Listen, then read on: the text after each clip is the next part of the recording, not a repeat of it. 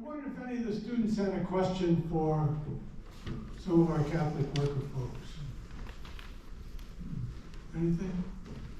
Yeah, Steve. Yeah, I just wanted to say, I recall in, hi, Steve Power, class of 1968. It's really nice seeing so many old friends again. But I recall in 1971, I think it was, when Mike True and Frank Carthizer and Mike Boover were in a storefront talking about starting a Catholic worker house. And at the time, I was a hard-nosed organizer, thinking that the only way you get things done is by, a very prescribed way of getting to know people, getting them on your side, then organizing around issues, getting victories. And so I said to myself, this is a college professor and two college kids. They're never gonna get anything done. And of course, that was wrong. And I think the big thing that I did not see, which maybe you all can talk about, is faith. That's a question. Yeah, talk about faith. Stand up. Yeah, I'll get to the faith part, I think, but I came to Holy Cross Republican, very conservative, into kind of the opposite of Mike coming here, and it was really experiences at Holy Cross that changed my life, and I agree with that. Get off the hill. I've spent about 30 years teaching at a small place called Nazareth College. Used to teach homelessness, and at first, what I would do is have students go out and participate in various homeless services. I usually took them to the Catholic Worker House first, and then sent them to other places. But after a while, what I found was maybe even more effective was, or more fruitful, was to give them the option of going not as service learning, not as a server, but as a servee, and going to eat at a soup kitchen. And when we would come back for discussions, the discussions were so much more fruitful when you had one student who had gone to a place as a volunteer and another who had gone as a guest, because their perspectives on what was going on were often very, very different. And what really kind of radicalized me was a form of spirituality. I made the spiritual exercises of St. Ignatius, a shortened version with Father Joe LeBran, and it just so happened that two Holy Cross alums, dropouts, Frank Carthizer and Sean Donovan, were part of the 7 people doing that. And that was the first time I had ever heard about the Catholic Worker, and they were coming back to open this storefront called the Mustard Seed, and I thought they were nuts. I heard about this anarchism, and I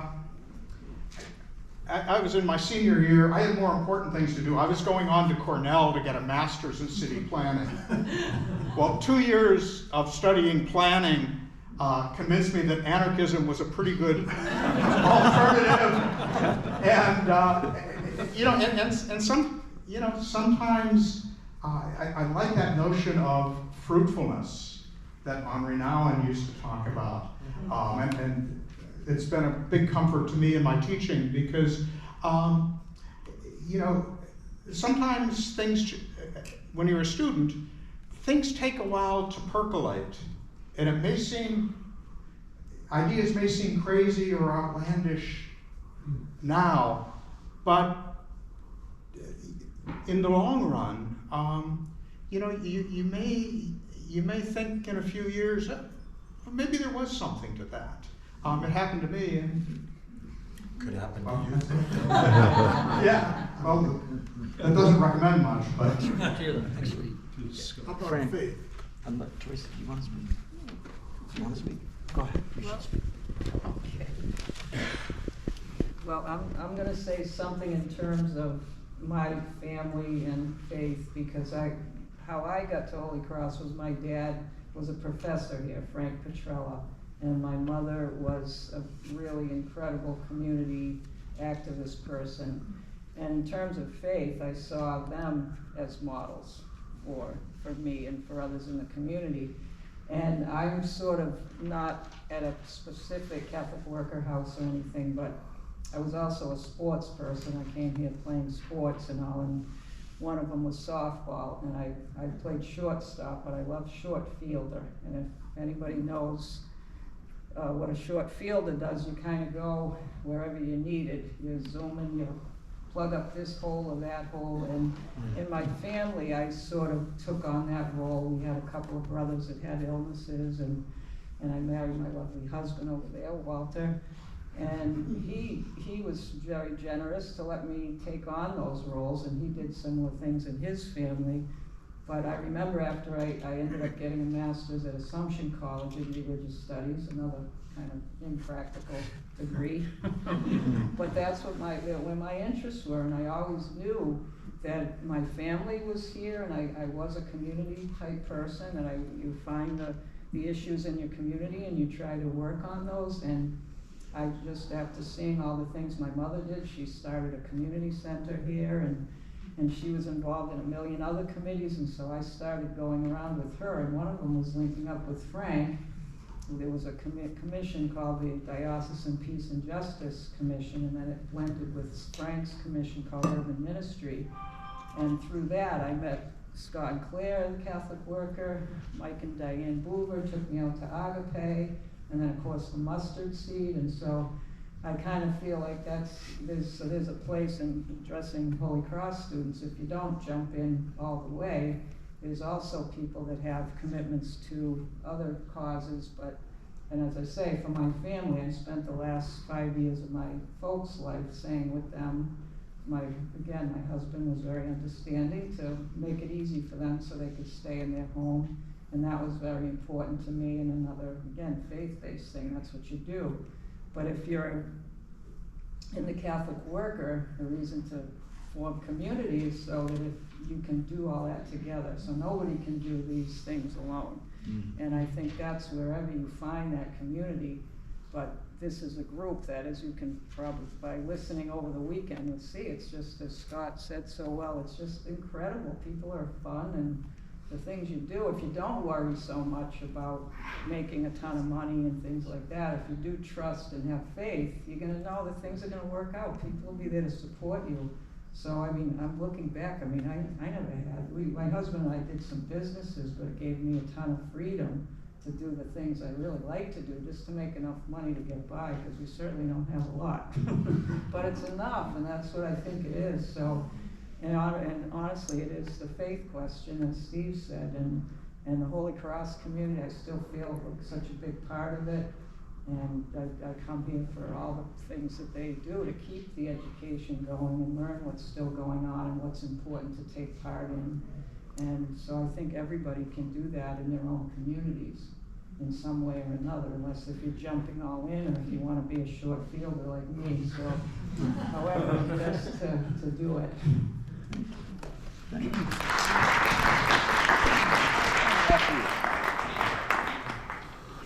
When we started our house in Worcester, there were 5 community members. One of them, Dan Ethier, who was an engineer and a computer science person, and I was a religious studies major from Holy Cross. We had countless conflicts at community meetings over whether the operative thing for making a decision was faith or reason. He would say, we have to be rational. I said, we have to be faithful. He says, you're irresponsible. I said, you're godless. We would go back and forth. And And one day we had a community meeting. It was a pouring rain, cold day. And at the community meetings, we used to take all the money we had and parcel it out in different envelopes for purposes in the week. And we had just decided how we were going to spend $375, which wasn't a lot of money. We'd put it in this envelope, that envelope. Somebody knocked on the door. Dan goes and answered it. There's a woman there, soaking wet, crying. She says her kids are going to be, and she are going to be thrown out of their house that day if she doesn't get rent, and she needs $375. Dan looks at us. I said, yes, we got. So he gets the money, collects the envelopes, gives it to her. Then he comes back. We're sitting at the table. Nobody knows what to say now. He's thrumming his fingers on the table. And there's another knock at the door. Dan goes with a smug smile on his face because he can tell this person asking for something, we've got nothing. And he goes to the door, and there's another woman, very well dressed, and she says, I've heard about the work you do. I don't want to be on a mailing list. I don't need to thank you. Here you go. She gives an envelope, and Dan's so fluxed him, he doesn't even say thank you. She leaves, comes to the table. It's $1,000. And then we had an argument over whether we would have got the $1,000 if we didn't give away the $375. And I said, I think we would, but we would have felt really shitty.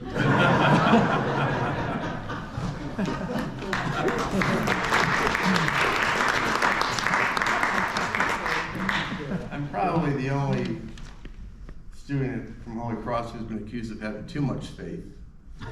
I was actually suspended as a religious fanatic from the college my senior year, and I was taking a course in the Gospel of St. Luke, and every week the professor would assign us certain teachings of Jesus to read and write a paper about. And I grew up with a Catholic family, and we'd go to church every Sunday. And as I'm reading these quotes of Jesus, I said, wow, you know, I've heard these things all my life, but I'm not doing any of them, and I don't know anybody who's doing any of them. So it was a radical time in my class at 73. I mean, Vietnam War was going on. Kent State happened while we were here. The black students took over the administration building one year. So it was a time that you challenge yourself. So I said to God, I said, well, listen, if given the opportunity, I'll at least try it your way once and see what happens. So I'm walking, it's April of 73, and I'm walking downtown Worcester, Mass, and there's a homeless man, and he asked me for 25 cents. Okay, well, what's the gospel teaching that goes along with it, Frank? Give to those. What should I do? What gospel of Jesus will tell you what to do? What saying? Come on, Catholic worker man. If someone asks you to go 1 mile, go 2. If someone asks you for your coat, give him your cloak as well. So can I give the man 25 cents, Frank? No. 50, but I didn't have 50. So I took $1 out of my wallet and I handed the guy $1. And he looked stunned. And before I could walk away, he said, do you have time to talk with me? Well, of course I have time to talk with you. So he sat on this wall, and for 2 hours I listened to his story, but all the time he panhandled from everybody who was going by, and I got to see life through his eyes. And he probably got 50 cents over 2 hours. But the tragedy of watching what was happening was people would swear at him because he was begging for money. One person spit at his feet because he was begging for money. People cussed him, you know. So anyway, whether his story was true or not, I don't know, but he looked the part. He was all scarred up on the face. He'd been living on the streets for 2 years. He was on crutches. He said he was in a car accident and went through the windshield. Before that, he had a wife, a family, a house, a good job. But he became a couch potato, lost his job, became an alcoholic, became abusive to the family, and they put him out. So at the end of it, he said, can you help me find a place to sleep tonight? I probably should have thought of the mustard seed. But I didn't. I had an off-campus apartment with a roommate. So I called the roommate, went to the payphone, called the roommate, and said, I met this guy, he's really down and out. Can I bring him back to our apartment tonight? So he said yes. But when he opened the door and saw this guy, he said, oh, you can't bring him in here. I was prepared for that. I'll take him somewhere else. But then he said, no, you stay. And he left because he was afraid for me to go off with this guy, what might happen. So anyway, he went and got Father LeGrand. Of course. And Father LeBrand comes over and says, Bill, you can't do this at Holy Cross. And this is the time that we were challenging ideas. So I said, well, what gives Holy Cross the exemption from doing the right gospel things? And didn't get anywhere the first day. I slept on the couch, he slept in my bed. Father LeBrand came back the second day. Same discussion, no results. Comes the third day, he said, well, Bill, you're required to go see the school psychiatrist. So I went and I told him the story. And at the end, he laughed when he came back. He said, your parents will be here in 3 hours to get you. I said, you called my parents? Well, I called to have them, I think you're a religious fanatic, and I wanted to have you committed, and they wouldn't give you permission to be committed. So I said, you cannot go back to school. You have to come pick them up and take them home. So I did spend the last 3 months of my senior year at home, 2 months at home. They invited me back for graduation only, just graduation day. Because I don't think they wanted me to come back to school, so they said, go get your diploma and good luck. But two interesting things. You were telling the story earlier, Dave, about the father. And so my dad made this agreement with me because I wanted to go off. You know, it opened my eyes to a need I wasn't aware of and how few people wanted to help. And I decided, rather go on to graduate school, I wanted to go off and work with the homeless. And my dad said, well, come home, work in the family business for 6 months, and if you still want to go and do it, I'll give you a blessing. Good deal. So for 6 months, I did everything he said, worked in the family business. When I came to him, he was more mad then than he was before. He said, if you ever walk out this door, you're never welcome back. So in one day, 24 hours, I gave away everything I owned, which is if you're going to go off to work for the Lord, don't take anything with you. Have faith, right? I gave away my golf clubs, my skis, my motorcycle, my car, all my clothes, my Eagle Scout award. But when I was walking out the door, my dad said, but you didn't give away your golf clubs, did you? And I said, what value? Where did life be without golf? But anyway, so it was, I bought $40 one-way ticket to Washington, D.C. and been there for the last 50 years, basically, you know, working with the Ford.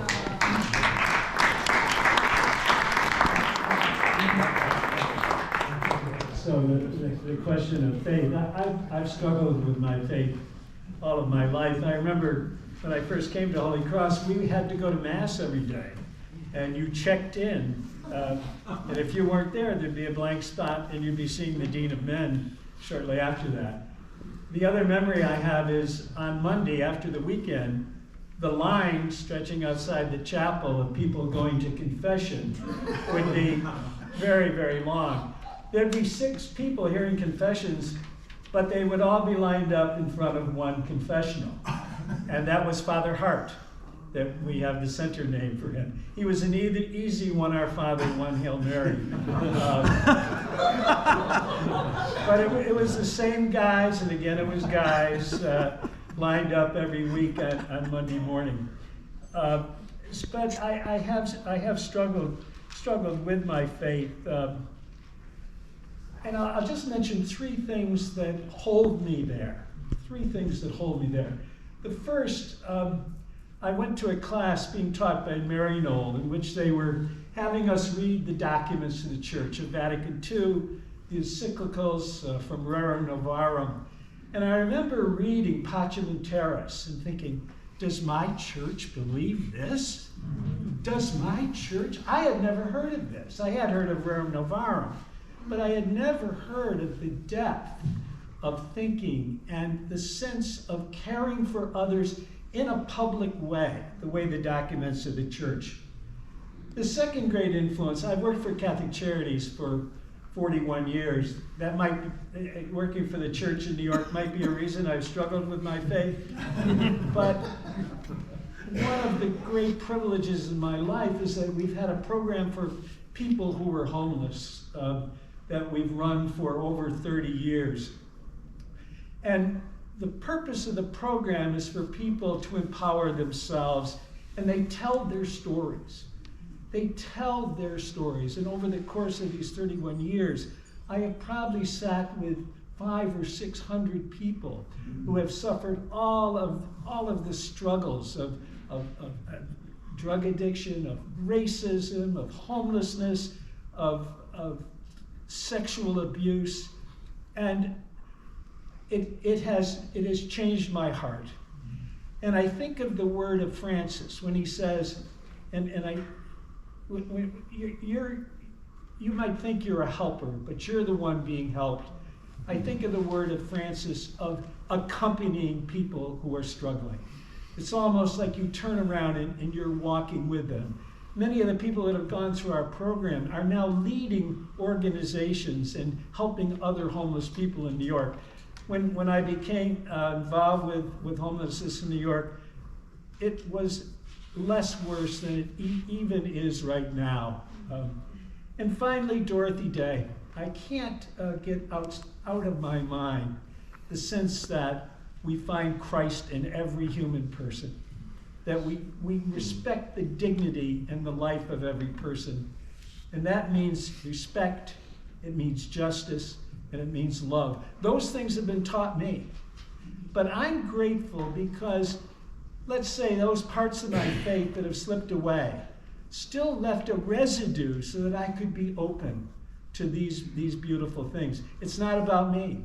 It's what people have provided. And I think of my friend David O'Brien and all that he's provided for me as well. So, thank you.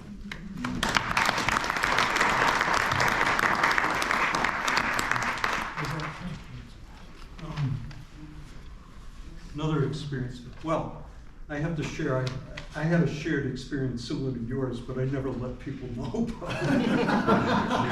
I had a homeless man that I brought to my dorm room, and I was helping get food from Kimball for him, and he stayed with us for 3 weeks, my roommate and I. And finally got him, located his family. He had been drugged by his wife, and he was left at a bus station, was completely disoriented.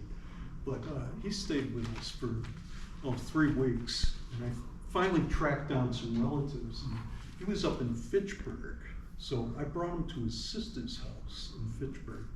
And I never saw him, but I took a job as a community organizer at Green Island Neighborhood Center. And the first day I was there, I was meeting the director there. And I was talking to her, and from behind the wall, I'm hearing this voice going, Richie Bishop, is that you? And you know, and my boss said, oh, Paul, come on around here. You know, she knew that it was somebody working. And it was Paul who had been staying at my room, pushing room for this at the neighborhood center.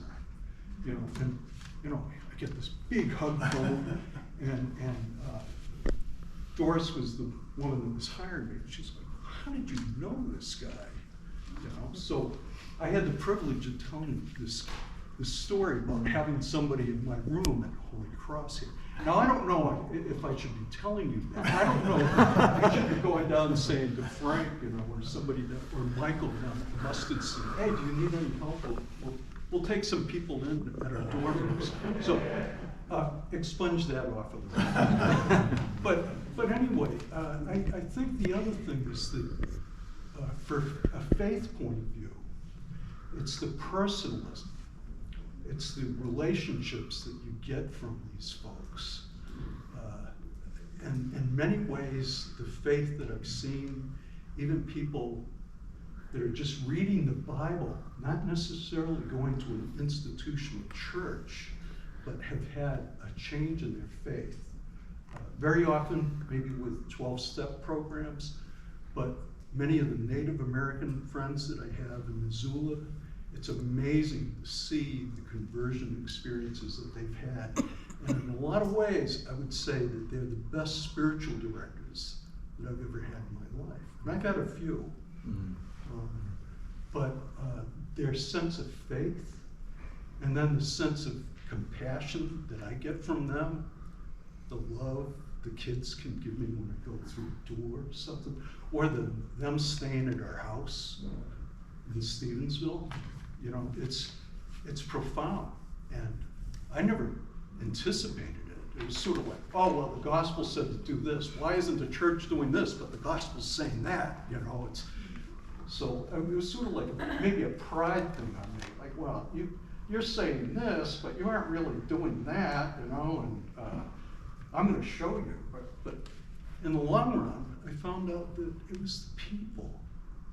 It was unbelievable how much and that's what helped me find my own faith and my belief that the church does have something there. It's just not really alive. It wasn't alive in my life, but it changed me. That was my conversion, or another conversion that was really stronger maybe. But the faith came from the relationships with the folks that I got to meet. And I thought I was helping them. It was much more than that.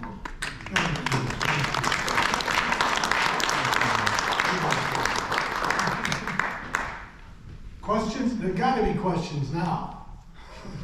Oh, Dexter. Did I see them? Take Oh, him. yeah, absolutely. Thank you, Steve. That's Chris Tuzo. He's gonna come sit. Oh, I didn't see it. I'm blinded by the light. Hey, Frank. Chris Dusso, class of '89. I'm with the Catholic Worker in Hartford. Just briefly, the question of faith.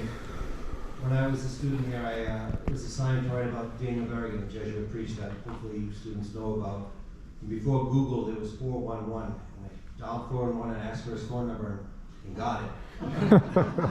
And I gave him a heck of a long interview, and I prefaced one question by saying, Father, if you were a contemporary of Christ, and he cut me off, and he said, well, I am, aren't you? If we can only see the Eucharist in the bread and the wine, then we got Jesus in solitary confinement. The Eucharist is in each of us, and if we want to receive the Eucharist, we need to get out into the streets and meet Jesus, especially when he's impoverished or being victimized by violence. Thank you.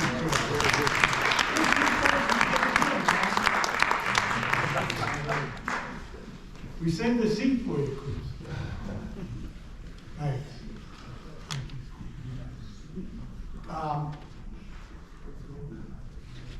Anyone else? Thought, question? Oh, comment? How about? Yes, sir. Couple of